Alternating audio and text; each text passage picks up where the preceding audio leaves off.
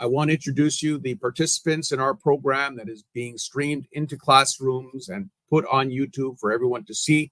We have our chair of the EMSB, Mr. Joe Ortona. And we also have with us our special guest, Mr. Nate Leipciger, Holocaust survivor and author. Welcome, Mr. Leipciger. Thank you. Thank you for being with us.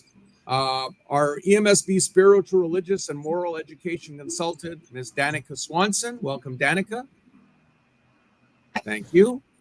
Samantha Smith is an EMSB spiritual animator and a 2023 Yad Vashem Museum Scholarship winner. Thank you, Samantha. And a bonjour to Sandra Banon, who is a teacher at St. Monica Elementary School, also a 2023 Yad Vashem Museum Scholarship winner. And as a bilingual school board, we will have Sandra provide at the end a summary in French of this very special program that we're doing today. So I wanted to begin by just giving a personal anecdote of Nate Leipciger, Nate as we call him. Nate is 95 years young, and it's just incredible the work he continues to do. The two of us first met 36 years ago. That's right. I was working at the Canadian Jewish Congress, an organization that advocated for the Jewish community. Nate was one of the leading spokespersons in Canada, even back then, among Holocaust survivors. And in 1993, he played a big role in organizing a trip to Poland and Israel. And what was unique about this trip is most of the people on this trip were survivors of the Holocaust going back to Poland, going back to visit the camps that they suffered in with their family members, which was a first. He's co-written a fabulous book. And when I say fabulous, it's with a capital F. And copies we will be making available to schools. We'd like to thank the Azraeli Foundation Memoirs Program for this. They gave us a lot of copies. I could not put the book down, neither could some of my colleagues. It's an extraordinary book. And I told Nate before he turns 100, I hope they make a movie about his life.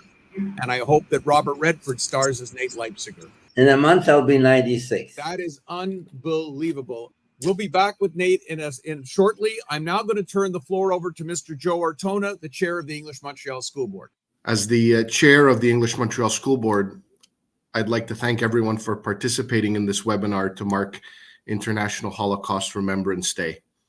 The Council of Commissioners of the English Montreal School Board are committed to educating our students about the Holocaust. Last fall, we adopted unanimously a resolution calling on the Quebec government to make Holocaust education mandatory, as some of the other provinces in Canada have already done. And soon after that, a number of our members of the council spent 2 hours on a visit and instructional tour of the Montreal Holocaust Museum, which for all of us that visited was a first time for us. And only a few weeks earlier, we took part in a professional development session facilitated by staff members from the museum. I want to express my personal appreciation to our dedicated staff who continually find a way to bring this important topic into the classroom, and to Nathan Leipciger, whose extraordinary story will certainly resonate with everyone who watches this webinar today. I'm now going to bring Danika Swanson on with me. Danika works with me hand in hand in organizing the seminars and the visits to the Holocaust Center. I've worked very hard over the years in terms of ensuring that as many of our schools as possible learn about the Holocaust, and through a variety of programs. We had Thomas and Reva Hecht, who for years gave scholarships to teachers to go to Israel, to go to Yad Vashem, to go to the Holocaust Museum in Washington. And last year, we got a grant from the Jewish Community Foundation of Montreal to enable us to send a lot of schools to the Holocaust Museum and to do a lot of programming. And I couldn't have done it without Danika, who has been just fantastic. And we are now financing this by personal donations. So we would encourage anyone watching this webinar who would like to contribute to this program to please send us a donation of any kind, and you will get a tax receipt. And it'll definitely be a good cause, because we see what's going on in the world right now, and it's very important to educate our youngsters. Thank you, Mike. January 27th is International Holocaust Remembrance Day. First designated by the United Nations in 2005, this date coincides with the anniversary of the liberation of Auschwitz-Birkenau in 1945. On this day, we remember the survivors and the victims of the Holocaust. We remember that between 1933 and 1945, the Nazis and their collaborators persecuted and killed over 6 million Jewish people, over 3 million Soviet prisoners of war, around 1.8 million non-Jewish Polish people, hundreds of thousands of Romani and people with disabilities, tens of thousands of political opponents and dissenters, and thousands of Jehovah's Witnesses, Black people in Germany, and men accused of homosexuality. These numbers can be difficult and hard to comprehend. And that's why it's so important that we acknowledge that behind each of these numbers is a person with a life and a story. This year's UN theme for Holocaust Remembrance, recognizing the extraordinary courage of victims and survivors of the Holocaust, invites us to lean into those stories and to honor the victims and survivors' courage in the face of tremendous hardship. In just a few moments, Samantha Smith, one of the EMSB's spiritual and community animators, will introduce one such survivor. Remember that learning about the Holocaust is important, not only because it helps us gain a better understanding of the past, but also because it invites us to reflect on the present, on contemporary forms of xenophobia, anti-Semitism, and hatred, on the consequences of we and they thinking, and on the importance of choices we make every day as ordinary citizens. So we hope that by listening to the conversation that follows, you will be led towards greater understanding and empathy, but listening is only a first step, not the final destination. So as you listen, think about what steps you can take to stand in solidarity when others are being targeted, and to speak out against acts of bias and hate in your school and your community. And now I'll let Samantha introduce our very special guest. I'm so excited to introduce you all to Mr. Nate Leipciger. So Nate was born in 1928 in Chorzów, Poland. He lived there with his parents, Jacob and Leah, and his older sister, Linka. His family was poor and they lived in a working class neighborhood, as Nate attended a Jewish school and had lots of freedom to explore the city. So when Nate was 11, Germany occupied Poland, and a large section of Polish territory was incorporated into Germany. The Jews in those areas had to move to make room for the Germans to settle, and Nate and his family was in that area. So Nate's father was sent away to forced labor, and the rest of his family moved to a city called Sosnowiec. Later, Nate's family was forced to move into a ghetto in the nearby town of Szodula, where life became more difficult. And when Nate was 14, deportation of Jews from this area to Nazi camps and killing centers began. And in August of 43, Nate's family was sent to Auschwitz-Birkenau. Nate and his father were separated from his mother and sister, and they endured the brutal conditions there for several weeks before being sent to other Nazi camps. After liberation in 1945, a 16-year-old Nate and his father searched for surviving relatives, and they lived in Germany in various displacement camps until they immigrated to Toronto in 1948. There, he attended high school, acquired his electrical engineering degree, met and married his wife, Bernice, raised 3 daughters, and helped found an engineering consulting firm where they frequently hired newly arrived immigrants to Canada. In his later adulthood, he began to share his story with students and others across Canada, writing a book, and even accompanying Prime Minister Trudeau in 2016 on a visit to Auschwitz. Today, we at the EMSB, we are so honored to hold space and to hear your story, Mr. Leipciger. Thank you. Thank you for being here. We're really interested in those elementary school years. Can you share with us what you enjoyed doing as a young child? I was a typical rambunctious kid that was a street kid. My parents, we didn't have summer camp, and we didn't have after school activities. So we were on the street. We played on the street. We ran on the street. The whole city was open to us, And even at the age of 7 or 8, I could wander around the city and nobody worried about me. I had a good sense of direction, so I knew I could always find my way home. And sometimes I forgot about the time, so I was late for supper, and then all hell broke loose. I love it. So more about those early years. Can you tell us more about your family and community life there in Holdjouf? Yes, we had a nuclear family of my mother, my sister, and my father and myself. Now we had two different families. One family was assimilated Jewish family, my mother's family. She had education, high school education, which was not very easy to come by in Poland, but she had high school education. Her sisters went on to a higher education. I think they had some education in what's called pre-university. And they lived a modern life. They worked for the Polish government and they had very responsible positions. They actually, and they lived in the Polish world of intelligentsia. Whereas my father's family was very much involved in a traditional Jewish family situation. My grandfather was a Torah or Bible study, and he devoted most of his time to studying and teaching and reading and learning himself. And my grandmother, his wife, brought into the world 8 kids. Wow.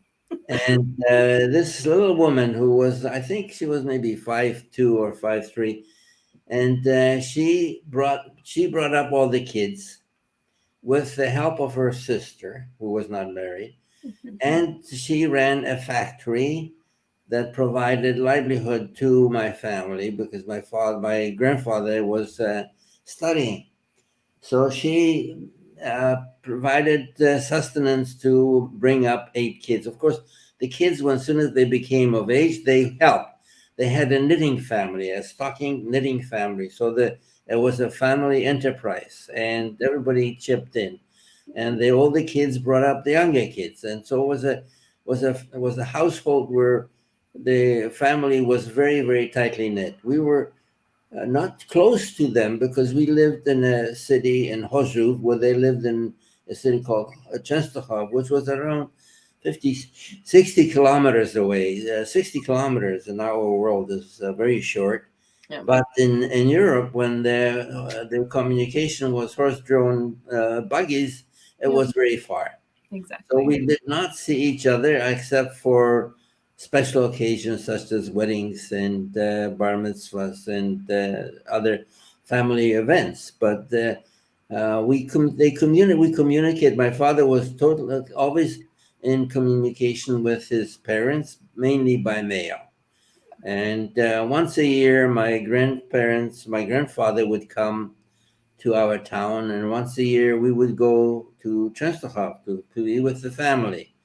And that's so my familiarity with my father's family was not very extensive, but with my mother's family it was very extensive because her apartment was across from the school where I attended, and so after the school we would go and have a visit with my grandmother. She had always prepared some goodies for us, so we knew we could rely on that. So that was a very, very special situation. So it's such a gift. What does courage mean, and are there examples of courage from that time that you'd like to recognize?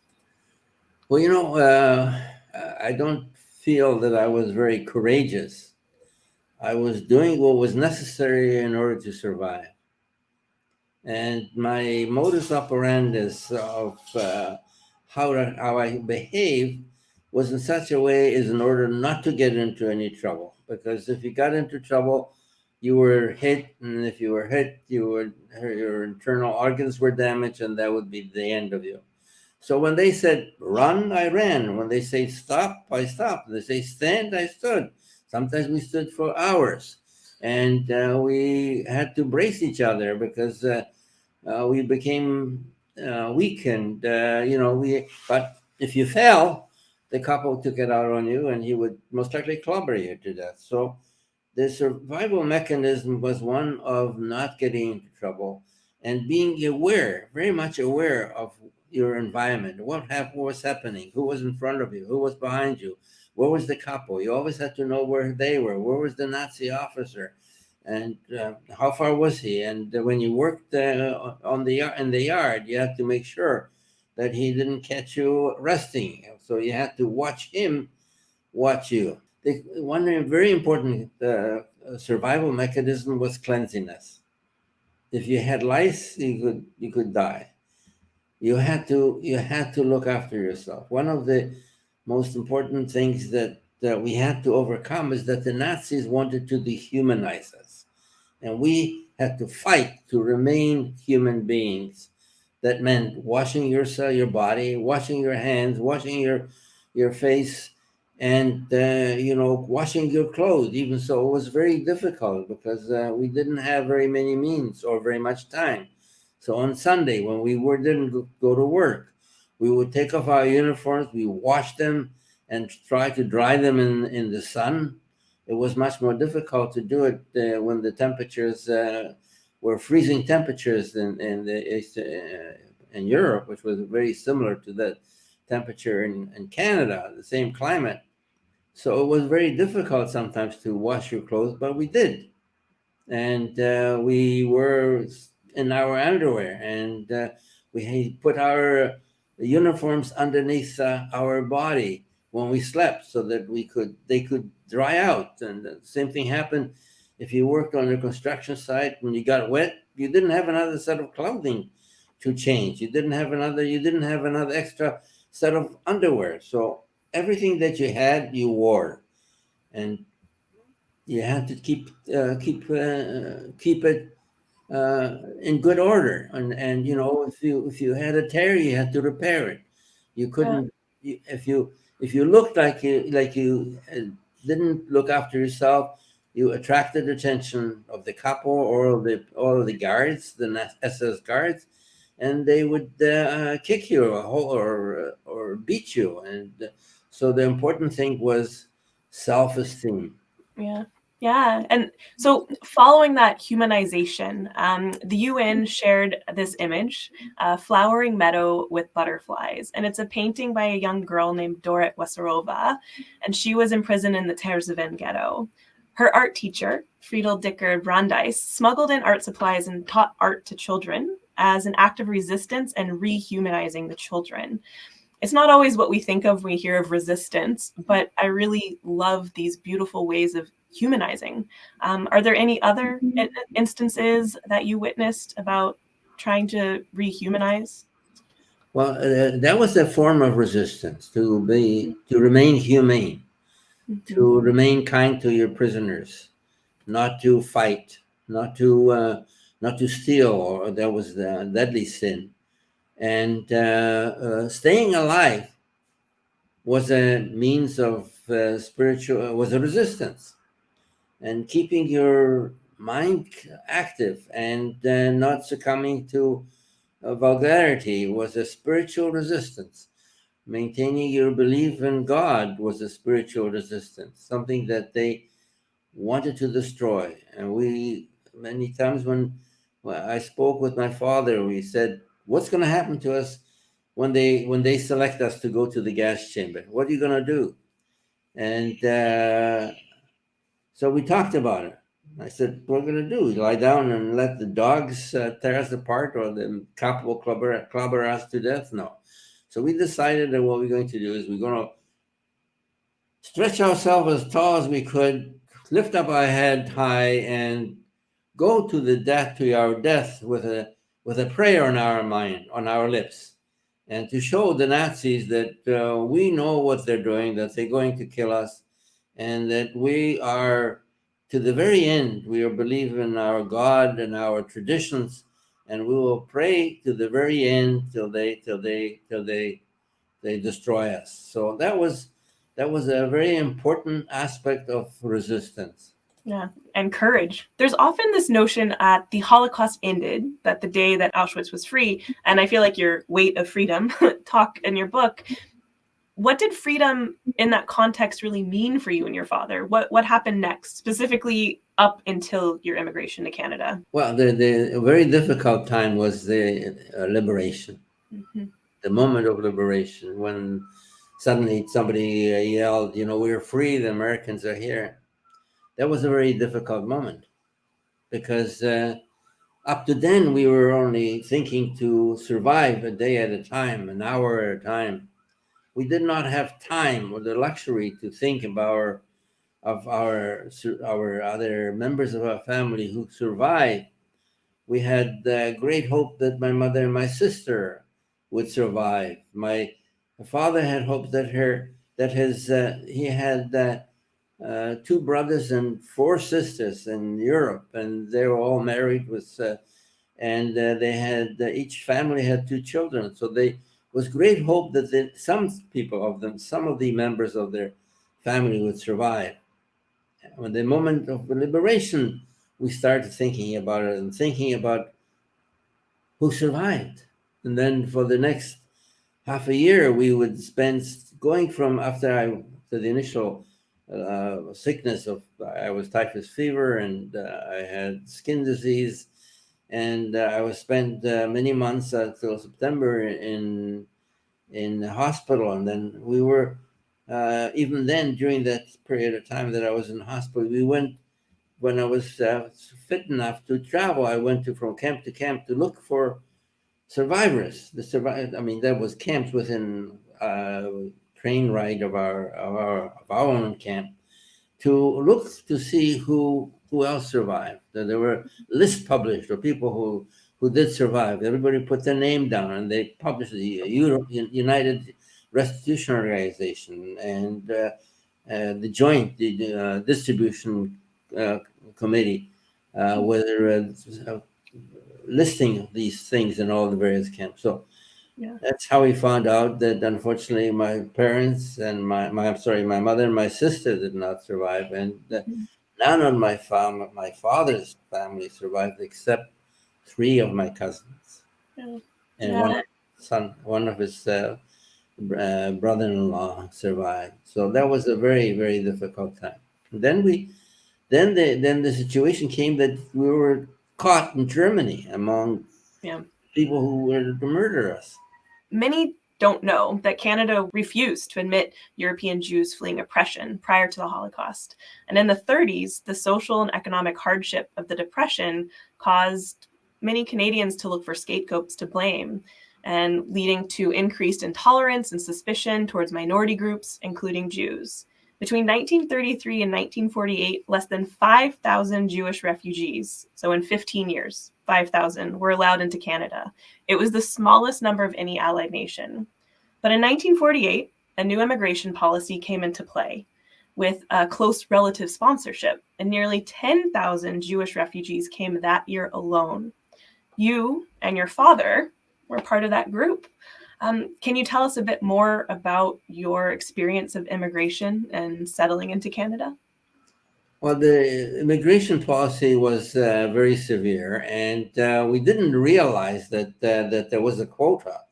So when we lined up and to get interviewed and to our X-rays taken, and we found out that they made an excuse that something was wrong with our X-rays, so that they could refuse us on the basis of health, that they had spots on our X-ray which would indicate that we were exposed to tuberculosis or something like that. Actually, the exposure to tuberculosis and the classification of the germs actually rendered us immune to tuberculosis, but they used that as an excuse.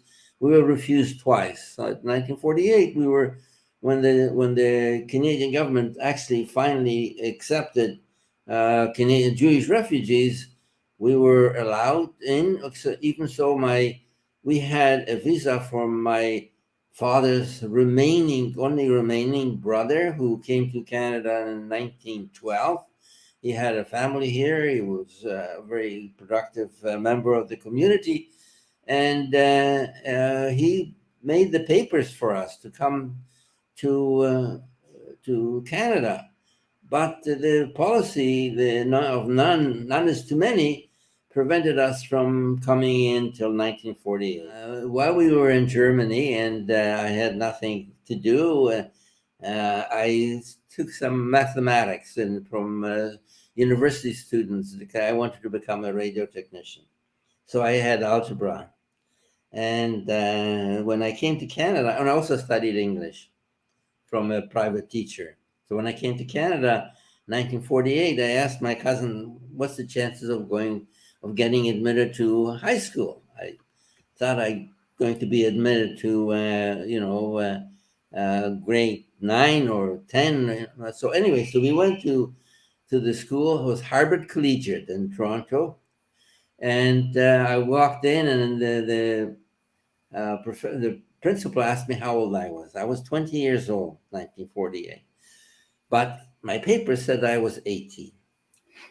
So, I looked like 12 when I was liberated. So, it was easy to, then we had no papers. So I made myself 2 years younger, which my age during the war fluctuated from being 18 to 20 to younger. No.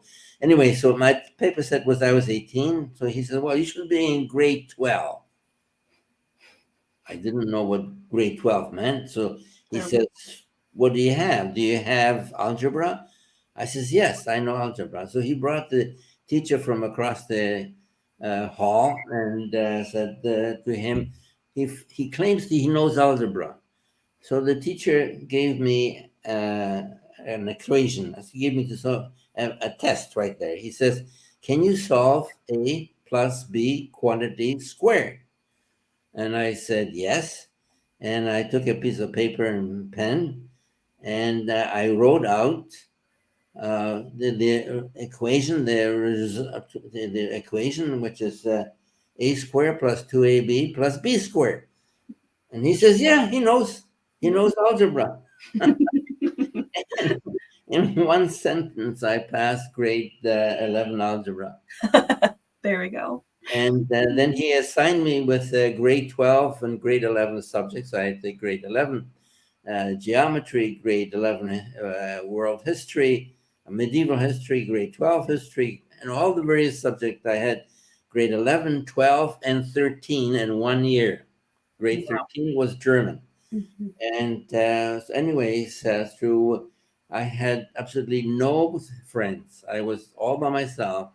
I had nothing to do except to study and memorize English words, and like Macbeth, which I had to memorize the soliloquy. I see this dagger handled towards my hand. I have now as palpable as this which night I draw, and all of this I memorized everything because I didn't understand these words. Mm-hmm.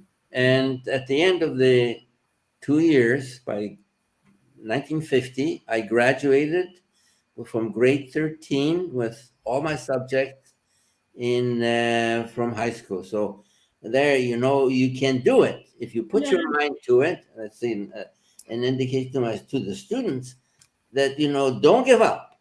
Don't give up, even when you have a hard, difficult year. You can do it. You can devote your time to it, and you concentrate, and you can get through school and go and make something out of yourself by getting a high education. Yeah, that's a beautiful and a wonderful message for our students. My desire to become something other than a laborer, than a ditch digger, or even I want to become an electrician or an electronics person. I ended up being an electrical engineer. So there's a chance. Don't never say no. Never say that's the end. Always continue to work for the best what you can attain in your life. Thank you for sharing with our students, and I know many others. It's a gift. You know, as I said, having known Nate for all these years, I knew he was special, but this book is one of resilience and you just have to read it. So maintenant, Madame Sandra Banon from St. Monica Elementary School in NDG. Sandra? Bonjour tout le monde, c'est vraiment un honneur d'être ici. Alors oui, je suis enseignante de français pour la commission scolaire English Montreal et puis j'ai eu l'honneur de recevoir la bourse d'études cet été avec Samantha pour aller étudier l'Holocauste en Israël pour 2 semaines. Alors, vous avez eu le plaisir et l'honneur d'entendre plusieurs personnes nous parler. Alors, il y a eu en premier le président de la commission scolaire English Montreal qui, bien évidemment, a remercié les participants aujourd'hui. Il a aussi voulu nous dire que les commissaires ont voté l'an passé, l'automne dernier, l'importance de l'enseignement de la Shoah, que ça devienne obligatoire dans les écoles du Québec. Ils ont été plusieurs l'an passé à aller visiter le musée de l'Holocauste à Montréal et aussi ils ont eu droit à un atelier sur l'Holocauste. La journée de souvenir de la Shoah, c'est le 27 janvier. C'est aussi la journée de la libération du camp d'Auschwitz. Il est bien évidemment extrêmement important de reconnaître ce qui s'est passé dans le passé, mais c'est aussi extrêmement important de se rappeler que chaque victime, en fait, est une personne. Les nazis ont voulu déshumaniser les gens qui malheureusement sont morts et c'est très important de se rappeler de ceci. Alors, Samantha Smith a posé plusieurs questions à Nate, qui est un survivant de la Shoah de 95 ans. Et en 1993, il a été l'organisateur d'un voyage en Pologne et en Israël avec plusieurs survivants de la Shoah et leurs familles. Alors, il nous a raconté un petit peu son histoire en nous disant que en 1938, il habitait en Pologne avec ses parents et sa sœur, et puis que à l'âge de 11 ans, l'Allemagne a envahi la Pologne. En 1943, sa famille a été envoyée à Auschwitz, et puis il a aussi raconté sa vie en fait en Pologne avant l'invasion allemande. Il vivait une vie tout à fait traditionnelle, normale dans une école. Son école primaire était en face de la demeure de ses grands-parents maternels. Donc, il y allait très souvent. Sa grand-mère lui donnait des gâteries à manger. Son père venait d'une famille plutôt traditionnelle. On y enseignait la Torah, donc la Bible. Samantha a posé comme question à Nate sur le thème de la reconnaissance du courage, en fait. Qu'est-ce que c'est que le courage? Comment est-ce qu'il aimerait le définir? Pour lui, il dit que le courage, en fait, c'était de survivre, puis surtout de ne pas se faire remarquer par les Allemands, par les nazis, qu'il fallait absolument tout faire pour ne pas se faire remarquer de peur de se faire battre ou encore de se faire tuer. Nate a raconté quelque chose de très touchant quand son père et lui ont parlé dans les camps de qu'est-ce qu'ils vont faire quand ils vont se faire appeler en fait pour aller à Auschwitz, pour aller au camp de la mort. Puis son père lui a dit, tu vas te tenir droit, les épaules hautes, la tête haute, puis tu vas prier. Et puis à la libération du camp, ils ont tous les deux été libérés. Il a raconté que les premières 2 fois où il a demandé d'émigrer au Canada, ça a été refusé. Et puis finalement, il a pu émigrer au Canada. Il a été à Toronto. Il a poursuivi ses études. Magnifique histoire de courage, résilience et que voilà. Thank you very much, Mr. Leipciger, Nate Leipciger. Thank you to Danika, Samantha, Sandra, Joe Ortona.